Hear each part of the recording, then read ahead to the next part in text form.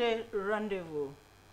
It's been truly a black weekend in Enugu as we mourn the victims of the tanker explosion at Ugu Onyama.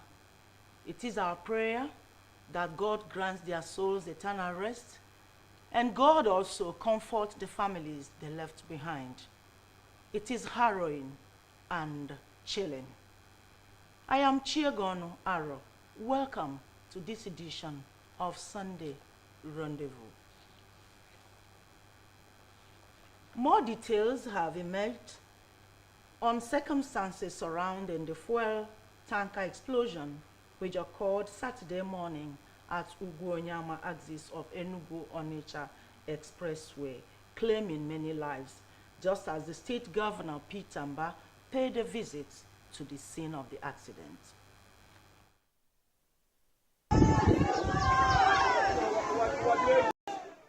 According to preliminary investigations, the tanker laden with premium motor spirits (PMS) suffered a brake failure and spilled its contents, which ignited, claiming lives and leaving others in critical condition.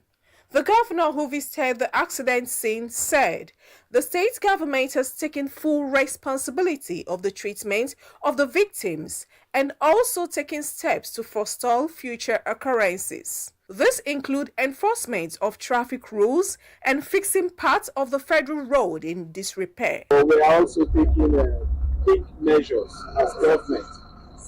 I've just been speaking to the head of the road safety corps, making sure that they enforce strictly the rules that prohibit tanker drivers on the road without an anti-spill lock.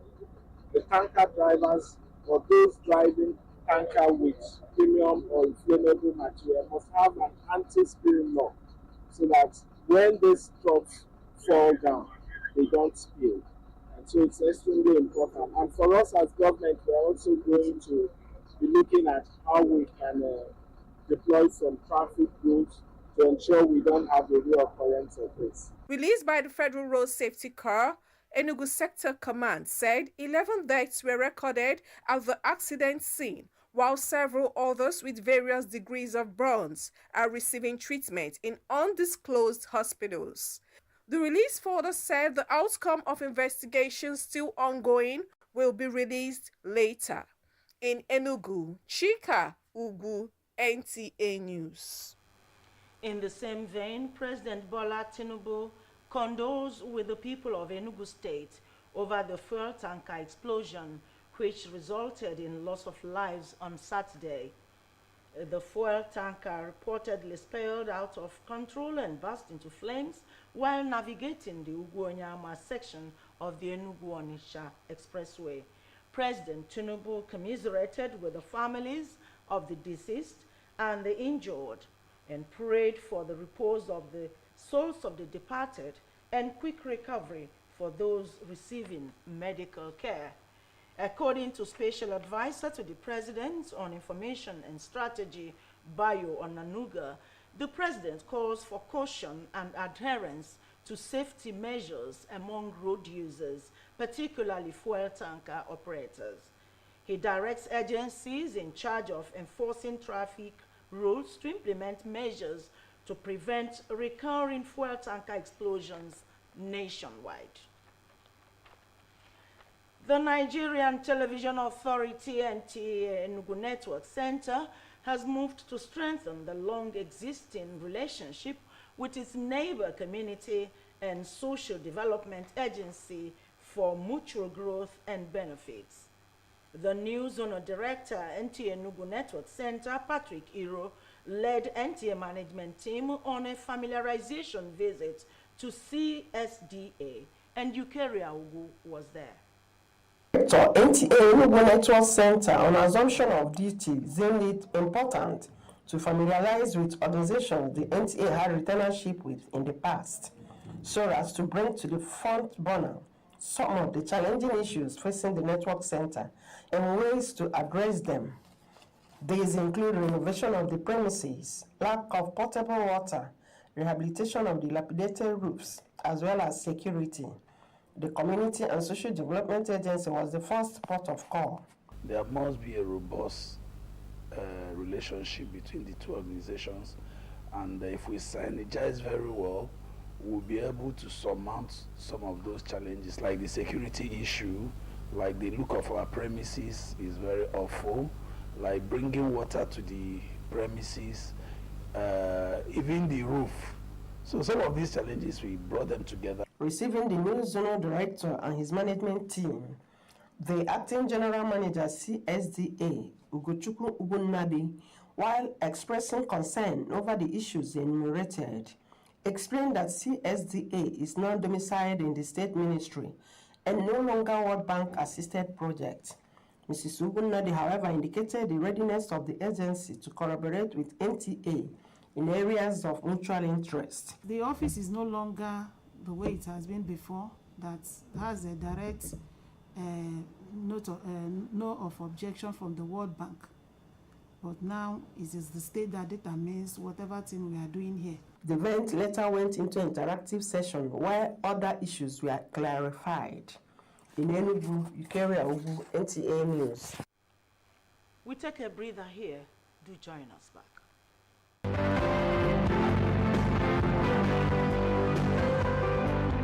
NTA Enugu live news program Searchlight returns to you soon on Saturdays by 7 p.m.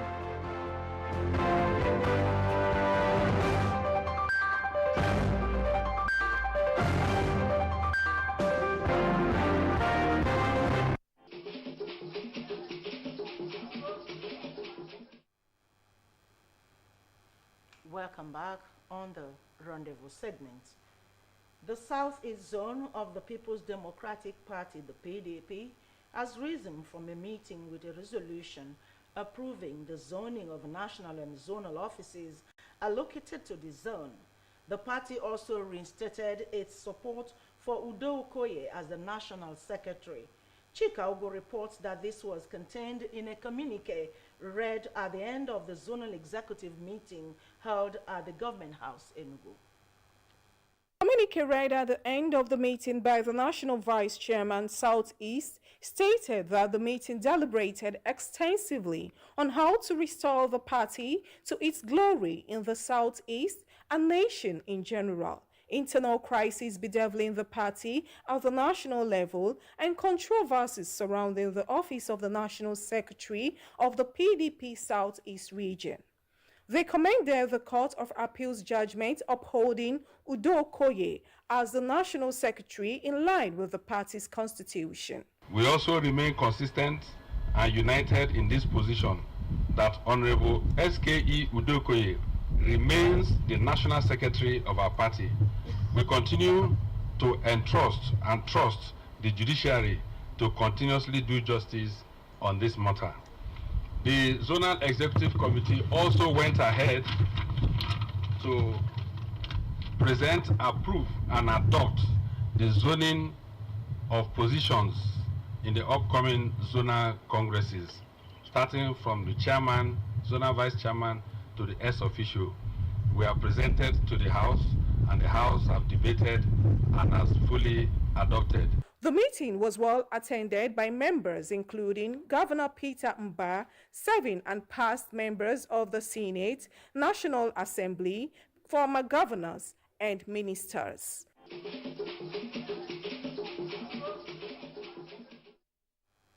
Moving on, the Nigerian Police College, Ojoriva, Enugu State, has graduated 620 recruit constables with a charge on them to remain patriotic in the discharge of their constitutional roles of prevention and detection of crime and preservation of law and order.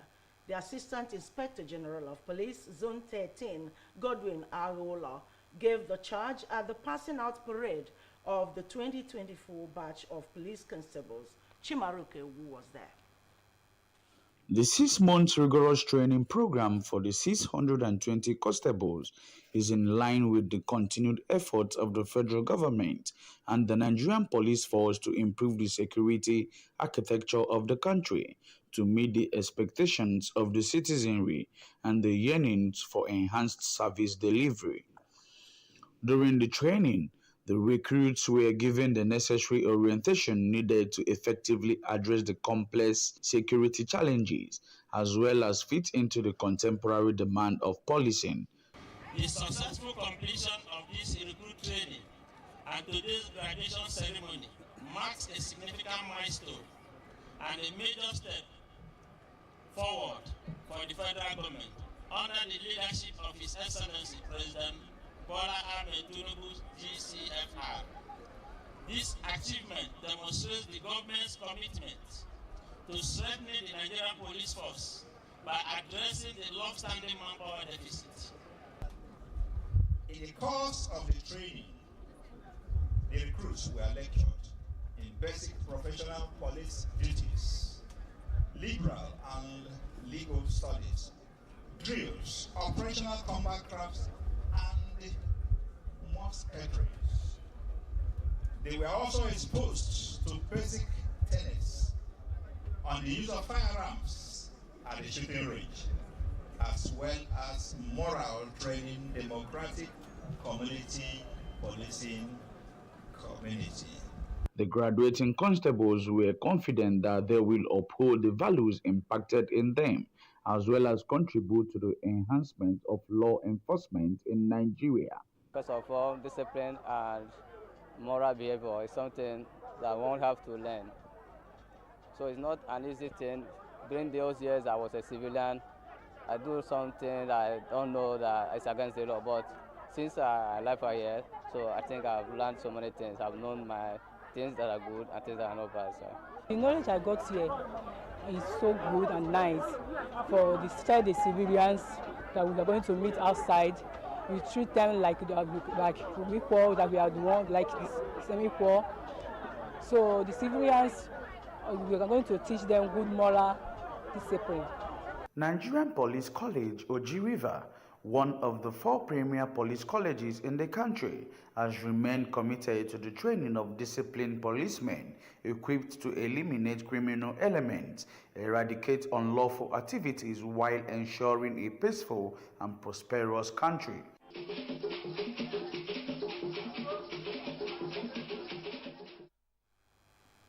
Moving on, Enugu State Governor Dr. P. Tamba has restated his administration's commitment to identifying and nurturing sectors with high investment potentials so as to offer profitable opportunities to investors at home and abroad, in line with developmental priorities of the state.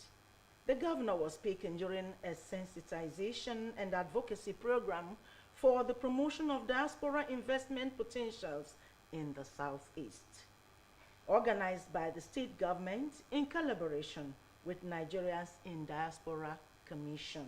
Chika Ugu tells us more. Nigerians in diaspora are a remarkable force in the nation's development. Their substantial financial contributions through remittance, expertise, innovation, and networks can help spur transformative growth. Enugu State government recognizes Nigerians in diaspora as pivotal in the development of its transformative agenda of improving the state's GDP. Reason, it has continued to provide security, business-friendly environment, land, as well as transparent and credible structure. The governor represented said tax revenue harmonization and business reforms are some other moves by governments to provide seamless investment process. Effectively harnessing the support and influence of our diaspora community is crucial for enhancing investment and trade and securing robust representation in host countries to promote global interconnectedness. The diaspora will play a very key role, which His Excellency recognizes and is determined by our ease of doing business model, business-friendly environment, and development of our infrastructure. We are open and ready for investment opportunities. The sensitization and advocacy workshop by the Nigerians in Diaspora Commission, NIDCOM, seeks to unlock vast opportunities for economic growth and development, which also serves as a powerful call to the Igbos in the diaspora to invest at home, not just for financial gains, but also to drive sustainable development in the region. Let's work together to engage our diaspora and encourage them to invest at home, not in Abuja, but where they come from. And I'm sure that we'll achieve a lot of results and successes because we're talking about Nigerians that are the best people of the world.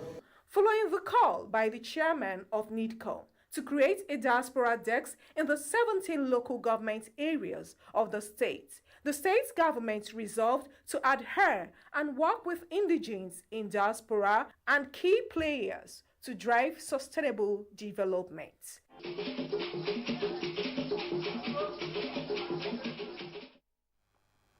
Moving on, in its continued onslaught against fake and unwholesome products in Aba, the commercial city of Abia State, the National Agency for Food and Drug Administration and Control, NAFDAC, has sealed 3 warehouses where expired beverages for children were stored for sale. Neka Ono has the details. Market in Aba had been in the news recently for the wrong reason. Few unpatriotic Nigerians have been consistent in producing and selling fake and adulterated products to unsuspecting Nigerians and denting the image of an international market with genuine businessmen. Now, Abia State government, the market authorities, and NAFDAC is partnering to crack down these unscrupulous elements within the market. These products are products that children consume. So, for it to expire and give it back to people to take is as good as giving people direct poison. Everybody knows that we are the first people to consume these products before it's sold outside. Why are we killing ourselves? We shouldn't be killing ourselves. Enough is enough. We don't want Aba or Ezukuru International Market name to be on the wall, the whole world, tarnishing the image of the state. We have tried all possible best since about 2 weeks now, looking for the owners of those goods. Up to this moment I'm talking, it's not easy to trace. The warehouses where expired beverage for children are stored are to remain under lock and key pending investigation and prosecution of perpetrators.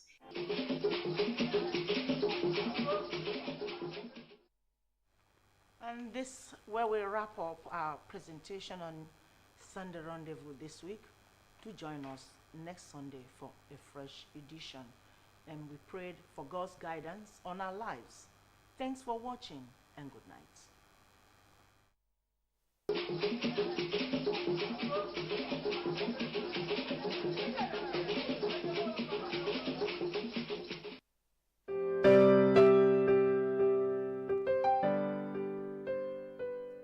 Welcome to Garden Court Hotels and Resorts, situated at 3 Airport Corner.